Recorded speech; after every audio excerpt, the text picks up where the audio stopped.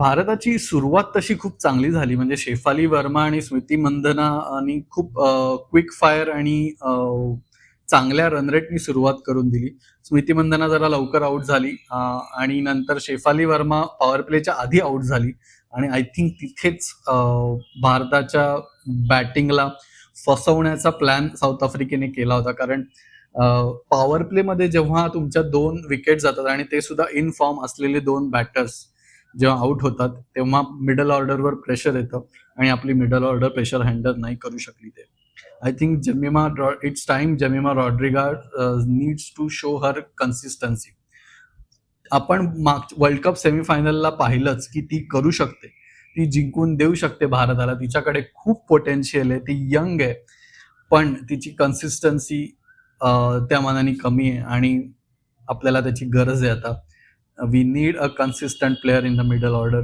हरमनप्रीत कौर परत प्रेशरमध्ये खेळू शकली नाही. रिचा घोष आउट झाली. प्रेशर आपल्याला ॲटलिस्ट एक प्लेअर असा पाहिजे होता मिडल ऑर्डरमध्ये जो चांगल्या रन रेटने खोऱ्यानी रन्स आणेल.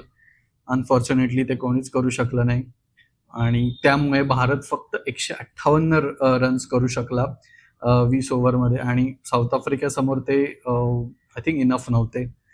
सो आपल्याला आपल्या बॅटिंगकडे एकदा नीट बघण्याची गरज आहे.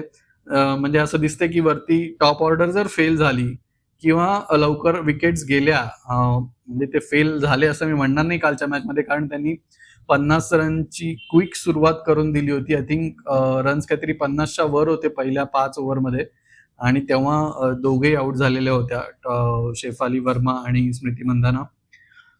आणि त्यानंतर मिडल ऑर्डर काहीच करू शकली नाही फारसं. सो त्याच्याकडे आपल्याला बघण्याची गरज आहे. मिडल ऑर्डर ला कसं जास्त एक्सपोजर मिळेल आणि ऍक्च्युली एक्सपोजरची गरज नाही, पण कसे जास्त ते स्ट्रॉंगली परफॉर्म करतील ते बघण्याची गरज आहे.